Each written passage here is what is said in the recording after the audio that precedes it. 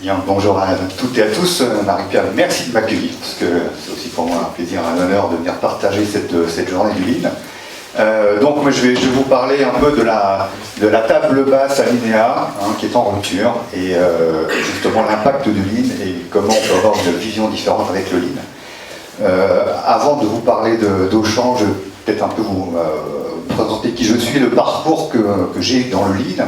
Je suis ingénieur de formation, quelque chose de très classique, mais j'ai eu la chance, à mes tout débuts, d'avoir été interpellé par le Lean, parce qu'au travers de 2 stages, j'ai eu la chance de faire un premier stage dans un fournisseur d'équipements automobiles, où il y avait justement un consultant qui lançait des machines dans cette entreprise, et c'était Jean-Marie Goc qui était le fameux traducteur disciple de Deming en France. Et alors, évidemment, quand vous avez 20 ans, vous faites une école d'ingénieur, on vous parle de l'entreprise sous l'angle du Lean. Et c'est vrai que ça donne un petit peu une vision un peu excellente de l'entreprise, et qui était évidemment un petit peu différente de ce que après j'ai pu découvrir.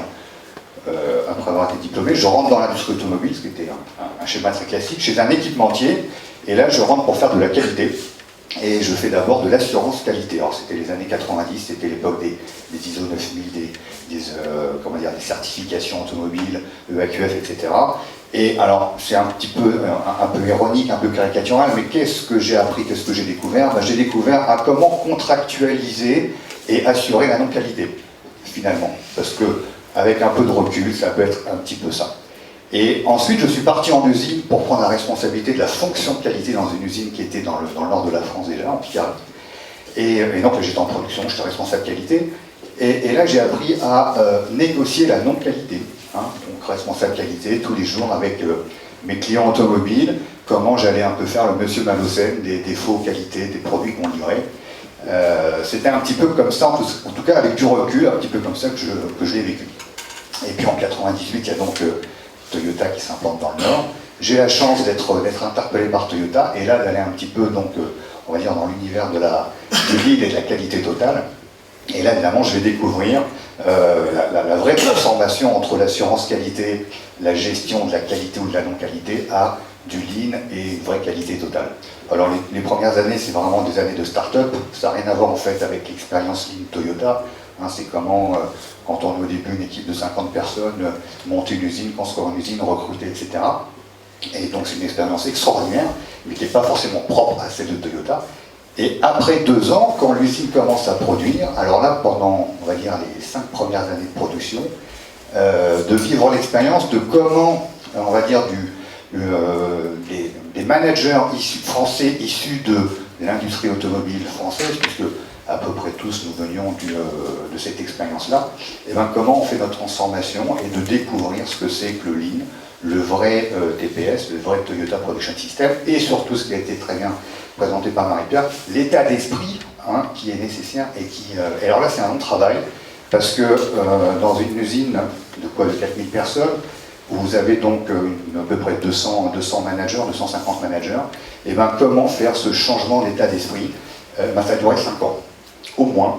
C'est un petit peu le recul que j'ai, alors que nous étions vraiment dans on va dire, au sein de l'esprit Lean, de l'esprit qualité, avec de nombreux Japonais dont la mission au quotidien n'était pas de manager à votre place, mais en permanence de vous coacher pour que vous puissiez avoir ce déclic et comprendre c'est quoi la différence entre manager de la non-qualité et puis générer une vraie qualité. Voilà, donc évidemment une expérience très riche.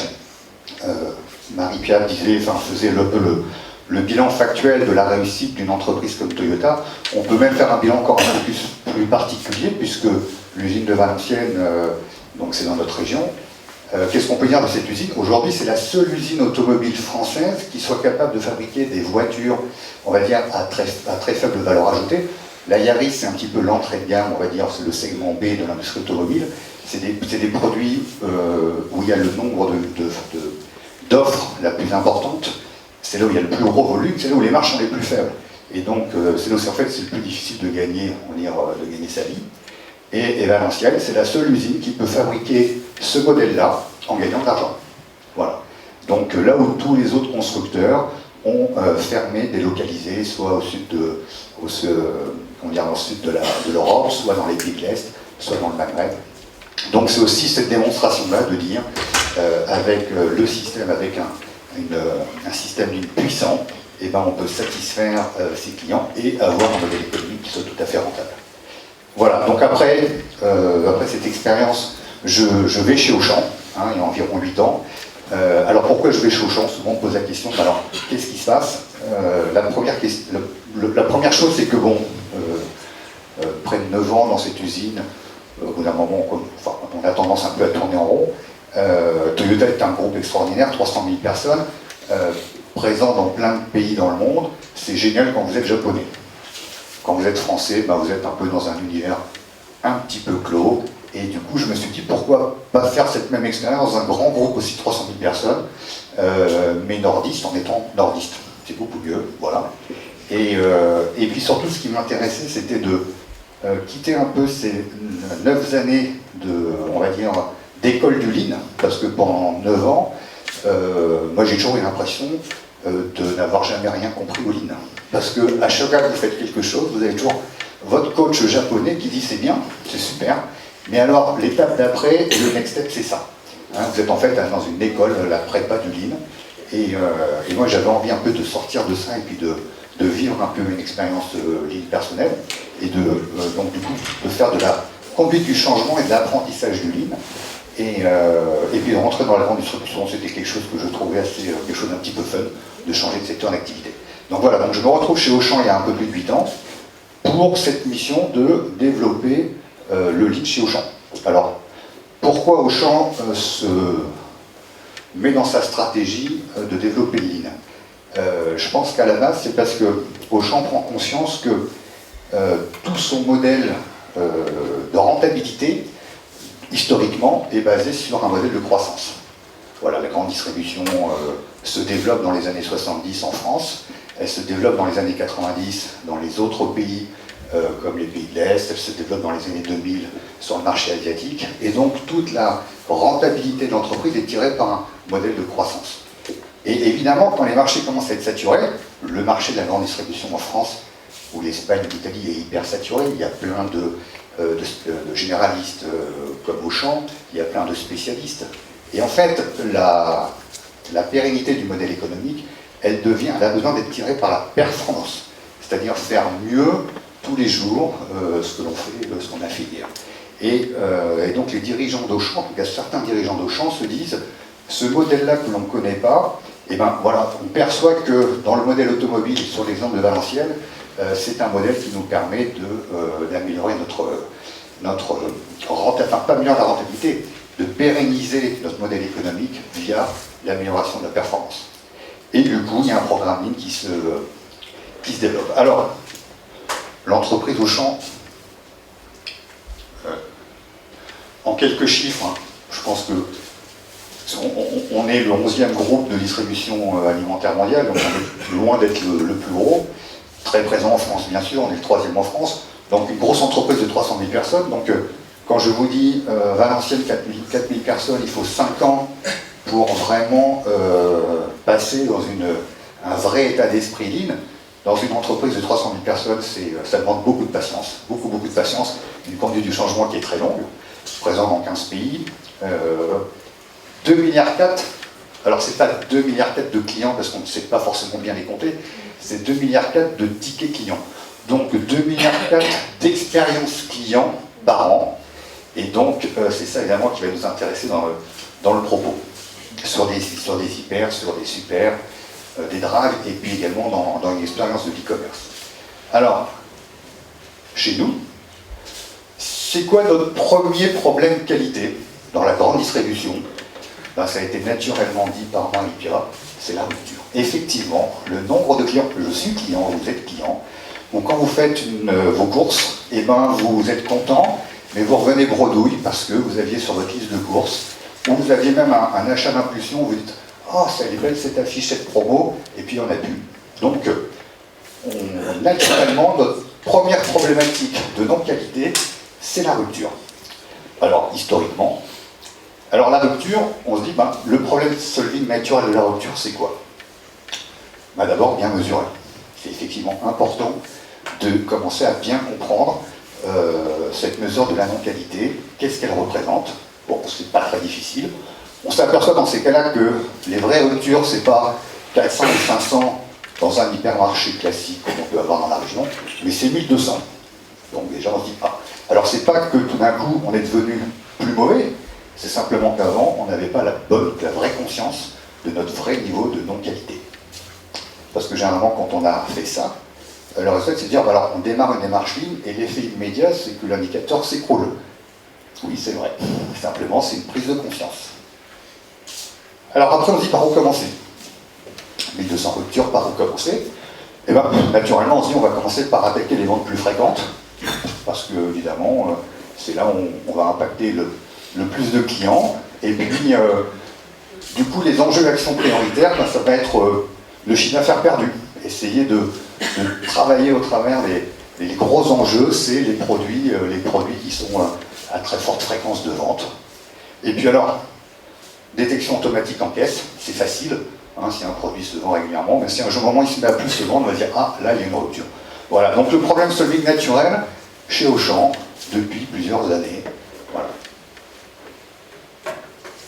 Et en faisant ça, en fait, eh ben, on n'arrivait à rien. On était dans une stérilité complète. Pourquoi? Alors que finalement, ça a l'air assez naturel de se dire, cherchons le chiffre d'affaires perdu en termes de gros enjeux, et puis bon, on a une solution facile pour mesurer notre non-qualité, développons ça. Eh ben non. Alors, on a introduit chez Auchan, on s'est réapproprié le temple de la qualité de Toyota. Alors on l'a appelé la maison de la qualité Auchan. On retrouve ce que vous a présenté ce matin Marie-Pia, donc le client en raison d'être, les deux piliers juste à temps et le stopper la non-qualité, l'amélioration continue, et puis les fondations. Et quand on raisonne, aller chercher les gros enjeux et mettre le système de caisse en acteur de détection de non-qualité, on fait juste deux énormes erreurs, qui est que on a une entrée de la problématique via l'économique, et puis au lieu de faire du problem solving, on plaque tout de suite une solution facile. Voilà. Et donc ça, ce sont les deux écueils majeurs que l'entreprise fait quand elle est en face d'une problématique à résoudre. Et alors celle-là, on la retrouve quasiment systématiquement. Et donc moi, mon plus gros travail de conduite du changement dans l'entreprise, c'est de démontrer au travers de cet exemple et d'autres que tant qu'on raisonne comme ça, on ne peut pas progresser. On ne s'attaque pas aux vrais problèmes. Alors, l'impact des ruptures pour le client. Hein, puisque le vrai temple, la vraie maison de la qualité, c'est de se dire, partons du client. Alors finalement, une rupture, c'est quoi? Comment c'est vécu par le client? Alors ça, c'est un petit peu de marketing des ventes, vous allez voir, c'est assez simple. On couvre des besoins. Donc il y a des besoins qui sont rares et des besoins qui sont fréquents. Hein, on va voir si vous achetez par exemple une plaquette de beurre, c'est un besoin qui est fréquent, c'est quasiment toutes les semaines vous achetez une plaquette de beurre, et puis des besoins rares, ça va être d'acheter une ampoule. Voilà, vous n'achetez pas des ampoules tous les jours. Et puis il y a un deuxième axe qui est la pénétration du besoin. Tous les clients ne sont pas concernés par le besoin.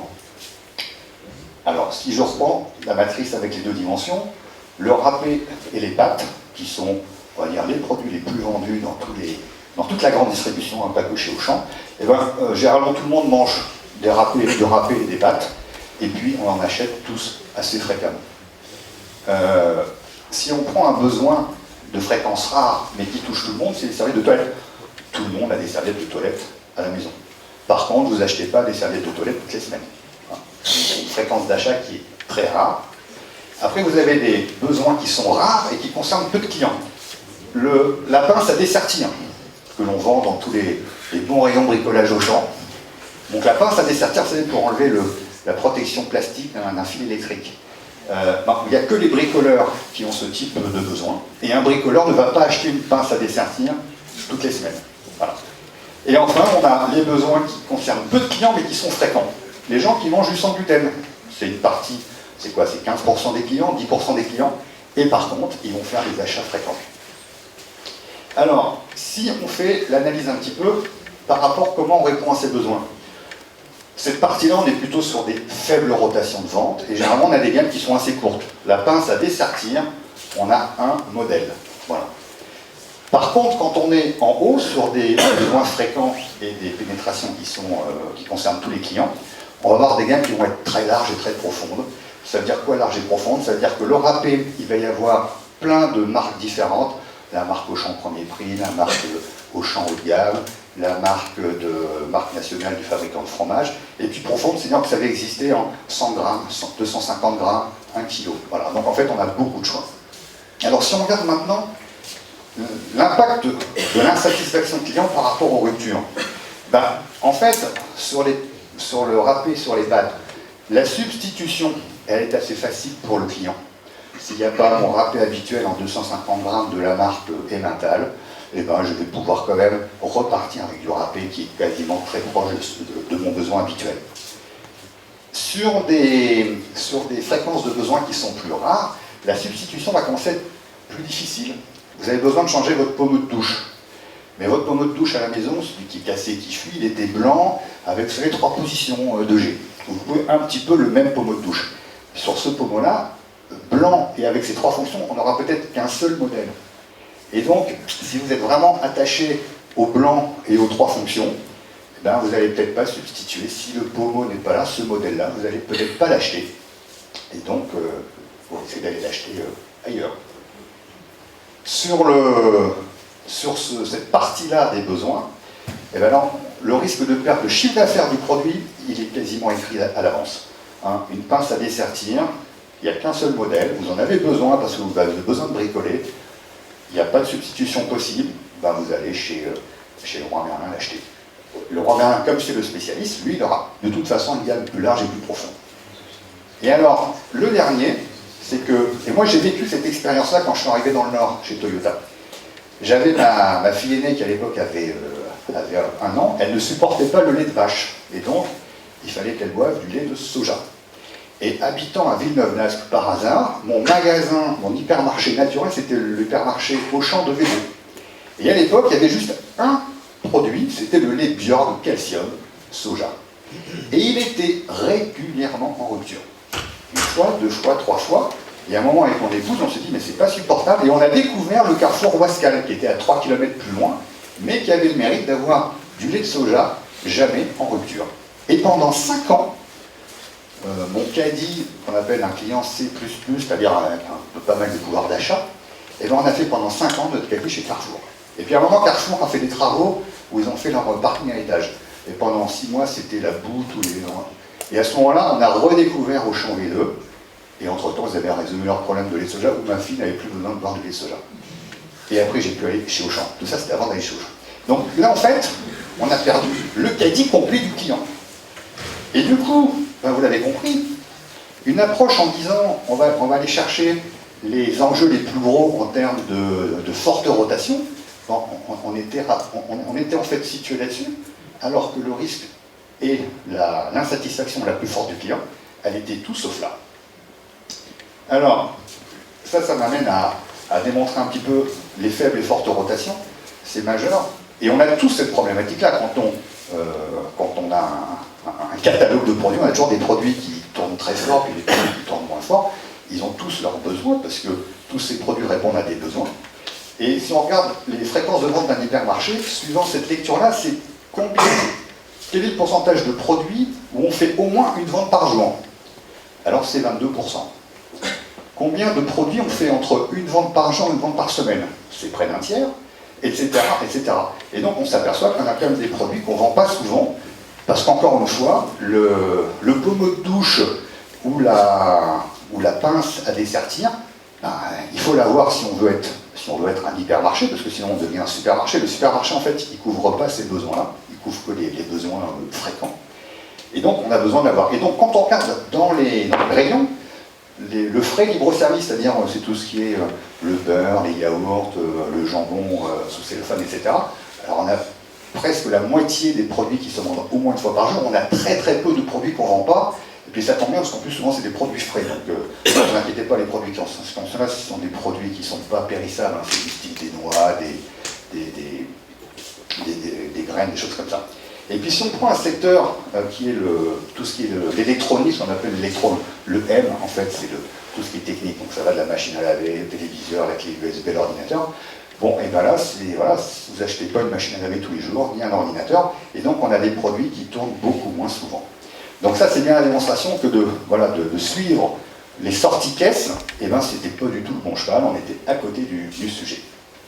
Alors, la part des fortes rotations, statistiquement, si on veut suivre les ventes en caisse, sur une journée se dire, s'il y a 0 vente, ça veut dire que le produit est en rupture, et bien en fait, ça correspond qu'à 10% de la gamme, parce qu'il faut avoir des produits, on a au moins 5 ventes en moyenne par jour. Et donc en fait, en faisant ça, on travaillait que sur cette partie-là, qui encore une fois était la moins grave vis-à-vis du client. Donc détection par les caisses non efficace. Alors, en refaisant le problem solving, on va dire avec une vraie logique lean, on s'est dit, on va relever les ruptures devant le linéaire. La meilleure manière de percevoir l'effet client, c'est de se mettre à la place du client. Parce que de relever les ruptures, donc au travers des caisses, on a dit que c'était pas bon. De relever les ruptures en regardant les niveaux de stock, c'est pas parce que c'est en stock dans un magasin que c'est en linéaire au bon endroit. Et donc, la meilleure manière de relever les ruptures, c'est de faire du mètre à mètre devant le linéaire, en se mettre en situation de client. Et là, on actionne 2 principes du lean. Donc le premier, c'est de se mettre vraiment à la place du client. Et le deuxième, c'est de faire du bon principe. C'est d'aller voir concrètement le problème. De le faire tous les jours. Et quand on dit tous les jours, on est dans la dimension stopper la non-qualité, tout de suite, ne pas attendre de faire un bilan à la fin de la semaine, à la fin du mois, c'est d'être en réactivité pour tout de suite, s'il y a une rupture, être en capacité d'essayer de la résoudre. De demander à l'employé de le faire. Et là, on rebondit sur la dimension de responsabilité, de respect qui a été présentée en introduction. C'est que l'employé qui remplit tous les jours, il n'y a rien de plus impliquant et responsabilisant de dire tu fais ton auto-contrôle. C'est toi qui remplis, c'est toi qui en partie contribue à ce que la commande soit correcte. Et quand c'est en rupture, c'est toi qui vas détecter et qui va chercher à analyser pourquoi c'est en rupture. Alors, de traiter le process de détection et de traitement avec du management visuel. Alors, on est en train de développer ce process-là dans quasiment tous les pays. C'est que quand j'ai relevé une rupture, je mets un petit tag à côté de, vous savez, sur la réglette, à côté du prix, sur lequel je marquais à quelle date déjà j'ai détecté la rupture. Ça permet de garder en visuel pour tout le monde depuis quand on est en rupture. Parce que quand vous êtes dans un rayon, vous voyez une rupture, vous dites, ok, si la rupture, ça fait 1 heure qu'on est en rupture, c'est moins gênant que si ça fait 1 semaine. Donc là, déjà, on va voir la date de la rupture. On va faire l'analyse rapidement de pourquoi on est en rupture, et puis on va essayer d'évaluer quand est-ce qu'on va pouvoir retrouver de la marchandise à mettre en linéaire.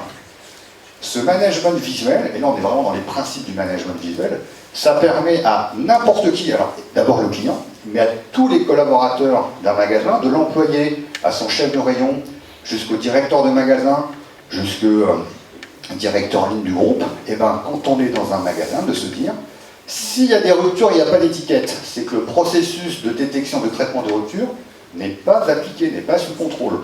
Donc le fait de ne pas avoir d'étiquette, ça permet de voir, on ne s'occupe pas des ruptures dans le magasin. Et puis si l'étiquette est mise, ça permet, produit par produit, de regarder quel est l'état. Si l'étiquette dit, je l'ai découvert une rupture il y a 2 semaines, normalement, depuis 1 semaine et demie, j'aurais dû résoudre la rupture, ça permet de voir que le traitement n'est pas sous contrôle. Voilà, donc en fait, c'est la dimension de la puissance du management visuel, c'est de rendre visibles les problèmes, de rendre visible que les problèmes ont été détectés et pris en compte, et de rendre visible la résolution du problème. Ensuite, il y a le pilotage de la performance des ruptures, c'est comment on a développé et introduit on va dire des briefs, on appelle ça des briefs de performance tous les jours. L'équipe, le chef de rayon avec son équipe, fait le bilan un petit peu de la performance de son rayon, sous plein d'aspects différents, dont les stocks et dont les ruptures, puisque la rupture c'est vraiment le premier, encore une fois, la première dimension de performance et de qualité. Voilà, et ça permet aussi, comme on traite tous les jours, on analyse les ruptures, que tous les jours, on essaie de corriger la rupture. Alors corriger, c'est essayer de réobtenir des produits. Mais comme on le fait tous les jours, ça permet de lancer des groupes de travail et de comprendre les causes racines des ruptures. Puisque je suis en rupture, je recommande ou je cherche à me réapprovisionner, c'est juste mettre la bassine sous la fuite d'eau. C'est pas remonter à la cause racine de pourquoi le toit y fuit. Et donc, cette analyse qui est un peu une analyse transverse dans tous nos magasins, c'est qu'on s'aperçoit que plus de 50% des ruptures, en fait, on les a en stock, dans la réserve. Ça fait un beau Pareto déjà. 50% quand on analyse un problème, quand on a la première cause qui elle seule fait la moitié du problème, on se dit bonne pioche, on va commencer par travailler ça. Alors après, évidemment, il y a des problèmes de commande pas assez, des problèmes de produits en fin de vie qu'il faut, à un moment, ils se retrouvent, il faut les enlever du linéaire, et puis aussi des problèmes de supply chain. Mais, contrairement à ce qu'on pourrait penser, les problèmes de supply chain, c'est-à-dire que le fournisseur ou la logistique qui n'a pas livré le bon produit au bon moment, en fait, c'est la dernière des causes. Alors que naturellement, on aurait eu tendance à la mettre en tête de Pareto. C'est pour ça qu'une analyse avec des informations factuelles, issues d'un vrai GoNC, permet de conclure d'avoir le tiercé dans le bon ordre, pas l'avoir dans le désordre. Voilà, donc on a un problème sur les ruptures. Pourquoi on a en permanence des produits dans la réserve et qui ne sont pas dans le linéaire? C'est ballot. Alors, comment on analyse ça? En fait, quand on a des produits qui sont dans la réserve et qui ne sont pas dans le linéaire, c'est ce qu'on appelle un phénomène de repasse. Alors, repasse dans notre jargon, ça veut dire que quand on a eu la livraison, le nombre de colis ne rentrait pas dans le linéaire. Il n'y avait pas assez de place. Donc, on est obligé de les mettre dans la réserve pour venir repasser le produit dans le linéaire. Et au passage, je vais vous livrer un petit secret que j'ai découvert, c'est que tous les verbes qui commencent par « re » sont des verbes qui signifient du gaspillage, le fameux mouda. Tous les « re ». Revenir, recommencer, repasser. Voilà. Donc tous les verbes qui commencent par « re », vous allez dire « Ah, tiens, là, on ne serait pas en train de parler d'une source de gaspillage importante. » Alors pourquoi il y a de la repasse? Parce que deux possibilités, vous allez voir, c'est mécanique dans une école d'ingénieur. Si le colis fait 100 pièces et que ma capacité linéaire dans mon étagère, je ne peux en mettre que 50, et bien à chaque fois que j'aurai une livraison au colis, j'aurai la moitié minimum du colis qui ne rentrera pas. Voilà, c'est mécanique.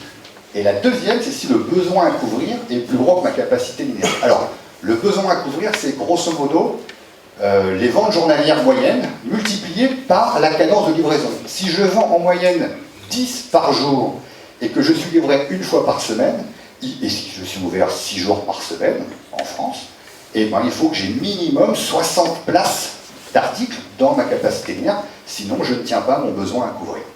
C'est mécanique aussi. Et donc, on s'est dit, mais pourquoi on n'a pas une adéquation entre le colis, les cadences de livraison et la capacité linéaire? Eh bien, c'est tout simplement parce qu'on n'a jamais imaginé qu'il fallait faire une gouvernance de la supply chain. Et donc, on s'est aperçu chez Auchan que cette fameuse supply chain dont on parle beaucoup dans la grande distribution, eh ben, elle avait un sens premier, non pas d'économiser les coûts logistiques pour livrer un magasin, mais c'était un sens premier de dire il faut rendre adéquat la taille le par combien on va livrer le magasin, le besoin à couvrir et la capacité linéaire. Et du coup, il y a un an et un peu plus d'un an, on a restructuré l'entreprise en créant la fonction supply chain au plus haut niveau de l'entreprise, dans tous les pays, dont l'objectif est de dire, ça, maintenant qu'on a une approche par la qualité, donc par la rupture, il faut qu'on s'intéresse à cette problématique qui est majeure et stratégique pour l'entreprise. Voilà. Et donc, pourquoi on n'avait pas de supply chain? Eh ben, c'était un petit peu mon introduction de pourquoi Auchan s'est lancé dans le ligne, c'est que, historiquement, l'organisation d'Auchan était orientée pour gérer la croissance seulement. Alors ça veut dire quoi une organisation orientée pour gérer la croissance seulement? C'est grosso modo, il y a tellement de choses à faire vite, et que la priorité c'est d'être rapide, et le terrain de jeu est tellement grand, quand vous n'avez pas de concurrents, quand vous démarrez la grande distribution dans les années 80, 70 en France, quand vous démarrez la grande distribution en Chine il y a 15 ans, ou en Russie où il n'y a pas de grande distribution, l'objectif c'est pas d'être performant, c'est d'être rapide. Et donc la meilleure manière d'être rapide, c'est de dire surtout vous travaillez chacun, on vous attribue chacun une mission, et indépendamment, avec énormément d'autonomie, vous courez le plus vite possible pour accomplir votre mission. Donc toi tu montes une logistique, toi tu m'ouvres des magasins, toi tu me crées des gammes, toi tu me crées du merchandising. Et plus on va vite, et plus on va prendre nos positions commerciales. Et c'est logique. Jamais on irait dire c'est une aberration quand on est en logique de croissance accélérée sur un marché captif, de dire on fait attention à tout faire super bien aux petits oignons dans la meilleure excellence. Ça serait une erreur stratégique de faire ça. En revanche, quand le marché n'est plus un marché captif, qu'on est sur un marché qui devient saturé, c'est ce que je disais sur l'introduction d'Auchan, et bien il faut s'intéresser à la performance, parce que c'est la performance qui stratégiquement va générer de la rentabilité plus que la croissance qui n'existe pas. Alors ça c'était vrai sur... Traditionnellement ça l'est de moins en moins. Par exemple sur l'e-commerce ça n'est plus vrai.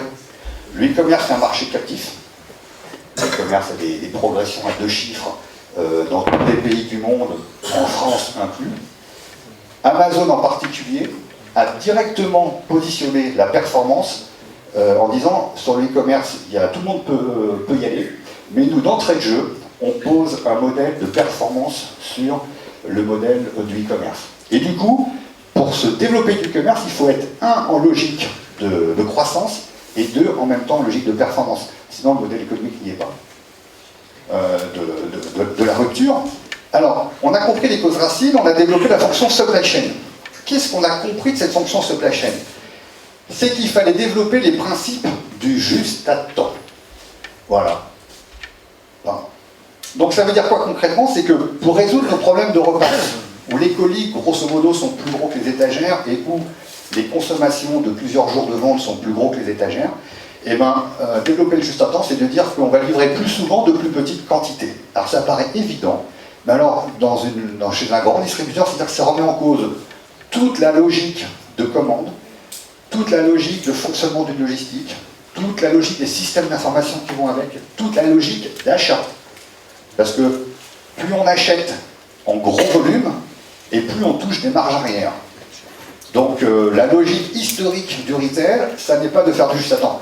Sauf à concilier toujours une logique d'achat massifiée et à faire du découplage pour que dans le petit magasin au fin fond du monde, on arrive à livrer très souvent des petites quantités. Voilà. Et c'est donc ce qu'on est en train de mettre en place, cette révolution.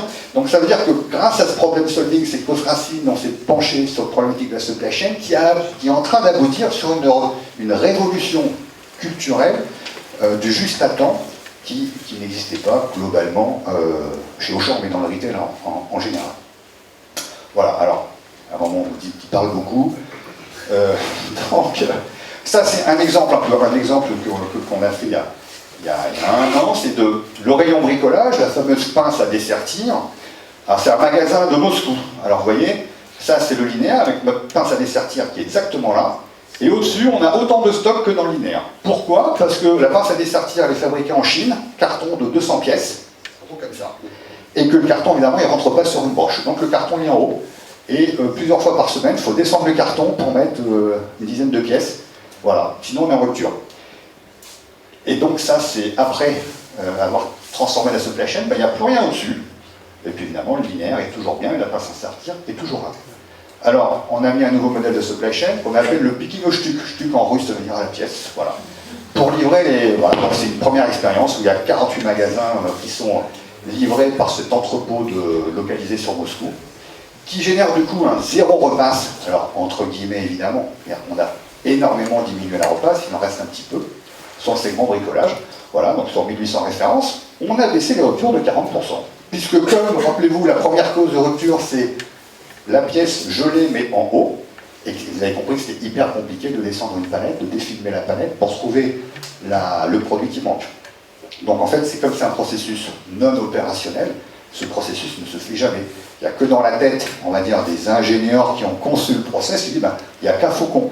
Mais quand on conçoit un process, il n'y a qu'un faucon qui est inopérant et qui génère énormément de gaspillage, les gens manquent de temps et les gens ne sont pas motivés pour faire des process qui sont en partie remplis de gaspillage.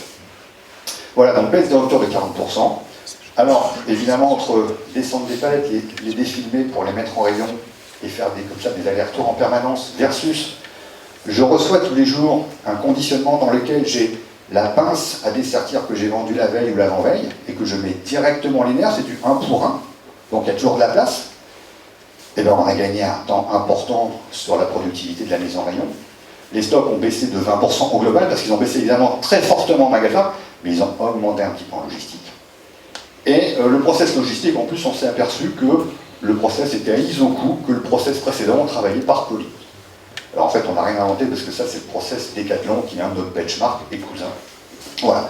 Donc c'était juste pour apporter la démonstration de cette histoire. Et voilà, maintenant, on n'a plus qu'à recommencer.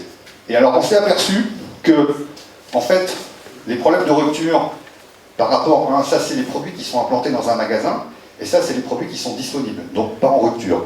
Donc aujourd'hui, en fait, on est en train de passer de 5% de rupture à moins de 2% de rupture, globalement. Et on se dit, c'est super. Mais en fait, on est en train de s'apercevoir que notre gros problème, il est que, par rapport à la gamme qu'on a envie de proposer aux clients, et par rapport à ce qui est implanté dans les linéaires, on a un gap moyen de 30%. Alors, le client, il ne le sait pas. Hein, il ne sait pas qu'on avait prévu de vendre 2 pinces à dessertir, mais qu'on a mis qu'un seul modèle en linéaire. Il ne le sait pas. Mais d'un autre côté, c'est forcément un besoin sous-jacent.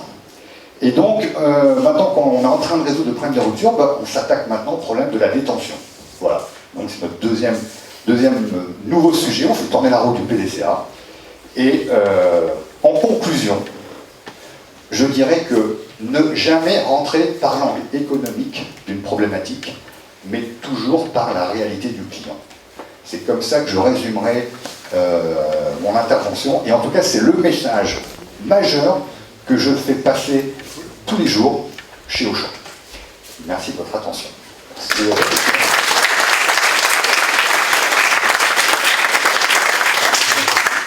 Merci beaucoup Olivier. Maintenant, Marie-Pierre. Merci, bah écoutez, c'était passionnant. C'était très éclairant, c'était un exemple pour nous assez nouveau et inattendu. Donc un grand merci. Et donc, vous savoir si vous avez des questions avant qu'on fasse la pause, s'il y a des points que vous souhaitez. Voilà. Vous dites qui vous êtes. Merci. Merci.